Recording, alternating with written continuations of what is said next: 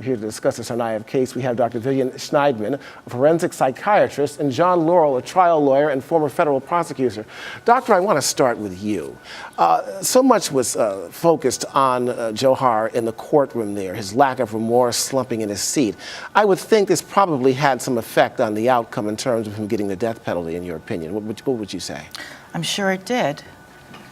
I would think that people were probably thinking that he didn't care about the trial and didn't care about the outcome, but I don't think that we can draw a conclusion about somebody's thinking based on their behavior. I know that you obviously can't diagnose him, you weren't there with him, but if you were to look at it, this is a quick case in point, what would you say about this young boy? I mean, he really didn't show any remorse, he didn't take the stand, I guess the defense did not want him to take the stand.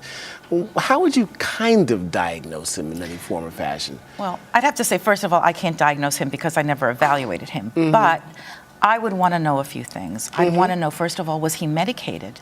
You know, there are a lot of powerful psychotropic medications that can make somebody look really apathetic. And doctors might have thought they were helping him to feel calm, and they were really making him look completely tranquilized. I don't know if that happened or not. He may have been advised by his attorneys to not show any emotion. I don't know why they would do that, but that might have been part of their legal advice. And he may himself have thought that to show no emotion would have somehow made him look a certain way. Without actually asking him, there's no way to know. Right. I don't think that there was any psychiatric component to this trial. I think that a psychiatric evaluation might have added a lot of information to a trial like this one. We have all sorts of complications here, and Doctor, I want to get back to you in a second, but this whole issue of lethal injection, the cocktails that are put together, there have been problems with that. What do we face here in this particular case? Many problems throughout the states. There's concern that it's cruel and unusual punishment because the lethal injection does not necessarily work, so people are suffering during the death process. However, on the federal side, it's been carried out in the McVeigh case. It was carried out successfully. I don't think that's an avenue of an appeal either. Dr. Shnaidman, I'm going to get back to you on this. There's been a lot of concern and contention as to whether or not he should spend life behind bars in prison in a maximum facility or the death. Some say that if he dies, he'll be a martyr. Can you tell us perhaps what it might be like for somebody in a maximum security jail in prison 23 hours in a small cell out of 24 a day? What does that do to one's mind? It really depends on the person. I have a lot of experience working in prisons. I've worked with people that have been locked up for 23 hours a day. Some of them like it. Depending on the prison, depending on the rules of the prison, depending on the status of the prisoner, they can be in a little room, they have all their stuff, they have their TV, they have their books, they have their letters. They don't usually have internet access, but they can have a computer. Some of them can make a life in there. And for some people, it's not so unpleasant.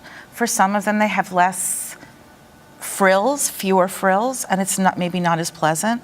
But life in prison isn't necessarily a horrible thing. For some people that have fewer less mental stamina, it's more difficult. But it is a lifetime in prison and outside of society.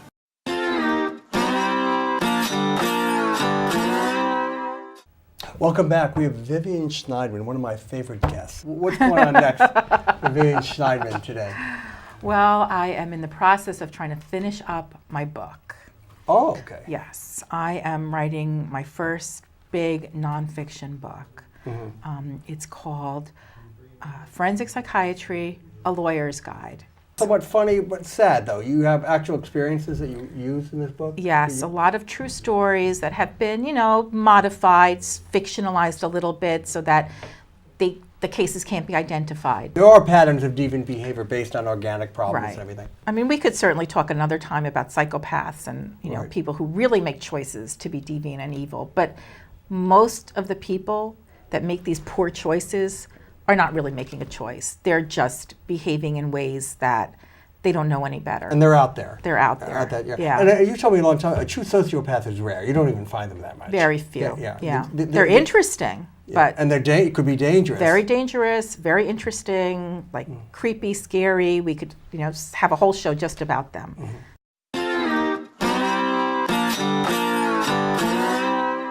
I don't know what's going on exactly in their minds, but we do know a few things that bird watching does to their minds. And we know it's really good for your brain.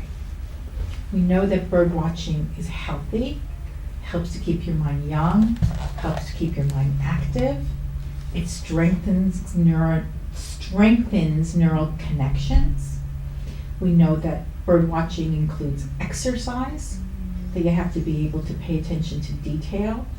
And I guess people have all those things in common. They want to be able to pay attention to detail. They want to be able to put things into categories. They're capable of remembering things like where to find a certain bird, what it looks like, how it flies, what kind of tree it grows in or likes to land in. It's true. They have these encyclopedic memories of, well, they have these books that they carry too, but they seem to remember the names of the birds and the characteristics of the birds. And I'm at the point, I can barely even see the birds. I hear them in the woods, and then when a bird watcher points one out to me, I can see it. Yeah, and the bird watchers, not only do they see them and hear them, but they recognize them by the way that they fly, the way that they rustle the leaves, the sound of the rustling in the leaves, the sound of their whistling. I think some of them even understand the different kinds of calls and what they mean. So they're kind of learning the language of another species. And I think that's what attracts them, is this, the way that some kids like to learn about worlds that are made up in science fiction. These people like to learn about a species that is not our own.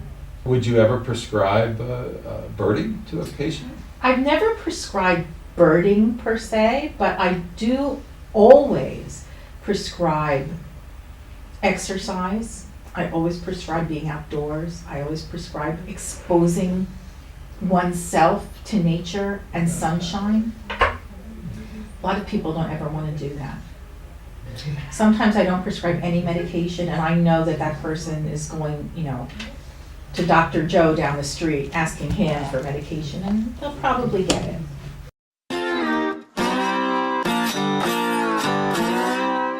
I just wanted to get your thoughts on that. Yeah, so I know I talked a little bit about the different sounds that they make, and I know that birders do identify them by their sounds, and they always go like, oh, that's a, yellow-billed whatever. And I think sapsucker. Yeah, whatever. I mean, I think it's so interesting, and I actually recently, right before I heard about this project, I had been speaking to a friend of mine who's an avid birder, and she's going to start teaching me how to identify birds and how to become a bird watcher, because I think it's so interesting. And I've always been fascinated by birds because they're, the current state of dinosaurs, and I just think they're so cool, and they can fly. The brain does have specialized cells for recognizing sound, which we can recognize a little bit faster than visual stimuli. And then in terms of visual stimuli, there are specialized, I don't know if they're specialized cells for recognizing birds, but there are specialized cells for recognizing movement. There's specialized cells for recognizing contrast. There's specialized cells for just all different kinds of things like, light and dark. We think we just see color and that's what we see. But everything that we can possibly see has its own special brain mechanism.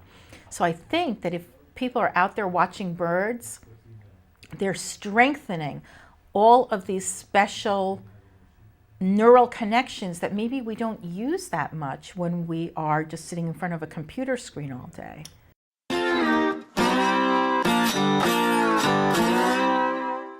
This woman is bulletproof. I don't think she's lost a case. Her name is Vivian Chern. So a forensic psychiatrist is a psychiatrist who specializes in the application of psychiatry to legal matters.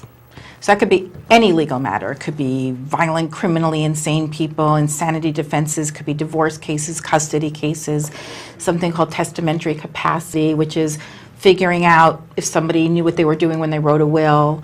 Those are actually my favorite cases, the ones of people that are already dead. And you have to recreate their mental status to figure out what was going on. I evaluate parents, I evaluate kids, I evaluate everybody. Anybody that has done something that might look a little crazy and ends them up in a court. You really you don't want to be the person that needs a forensic psychiatrist to testify in your case in court.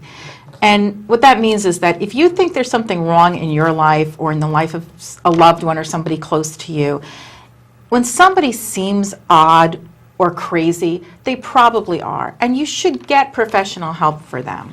Psychiatry is a very interesting specialty because there really is there's no definitive test. There's no blood work. You can't really hook people up to a machine to see what's wrong with their brain. You can't use that thing from Star Trek, that wand or anything. That doesn't work for psychiatry. So all you really have is a clinical evaluation of the person. But the really important thing is that clinical evaluation doesn't mean just what you tell me today. It means what you tell me today and then what everybody else around you and involved with you can tell me. I'll tell you something funny. People always say to me, oh, you talk to all these people and people tell you stuff because you're a psychiatrist. I think, knowing myself for all these years, I think that I became a psychiatrist because I had this knack of understanding people and having people talk to me. It's really kind of sad because everybody wants to be like that woman from CSI and to be called in the middle of the night. There's a body lying in the field, and then you rush out and you interview all these people. It's and dramatic. You solve all these mysteries, and then you run their DNA, and then boom, you've solved this case and saved all these lives. And in reality, not only does it not happen, but even when you have a case that you strongly suspect there are dead bodies associated with this person, you can't do anything. I started to think that there were cases that he had completed. It wasn't likely that all he had ever done was 3 attempted rapes and got caught, when he used to spend days and weeks and months literally living in his car, driving around looking for victims. And so I called the original county, and I asked to speak to the arresting officer of the last case, which had been like 20 years earlier. And he was now like the chief of police for that whole township. And I said, is there any way, since all the DNA gets put into database backwards. So if somebody today does a crime, the DNA evidence will be put into the state database. But if somebody did a crime 30 years ago, that is probably sitting somewhere in a box. Yeah. So I said, is there any way you can pull up unsolved rape murders from that time? And also, one of the things we knew, you talked about the FBI training that I went to, which was great class. One of the things that we learned is that you have to look at rapists' comfort zones. So this guy had convictions up in Bergen County and in Pennsylvania, like I think in Delaware, very big comfort zone that he was active in. So I said, is there any way you could look at this period of time for unsolved rape murders in these areas? Because I think that this is our man. Interesting. But there's patterns. Right? So it makes sense. And when you watch TV, they do it with one phone call. Well, he said not only could he not ask for that, but without a court order, you can't run any of those. If the State Bureau of Investigation one day gets around to putting that old DNA into the database, there might be a hit. But if they don't, they don't. You can't approach a case in the way that they approach it on the shows. Like, if I know, like with this particular guy, I'm confident that there are grieving parents out there who still don't know what happened to their daughters, and that this man was responsible for their deaths. But because they didn't pursue it, But this because doesn't make a there's show. there's no way in reality to pursue it unless you have some evidence that you can link this perpetrator to this unsolved crime. Most murders are not whodunits. People always ask me about serial killers. When I worked in the sex offender prison, and then I worked in the facility for the civilly committed sexually violent predators, they would always say, oh, do you have a lot of serial killers? I said, no, we don't really have any serial killers. Like, even people that did more than one murder, they're not really serial killers. They're mostly people that just kill their victims so their victims don't talk.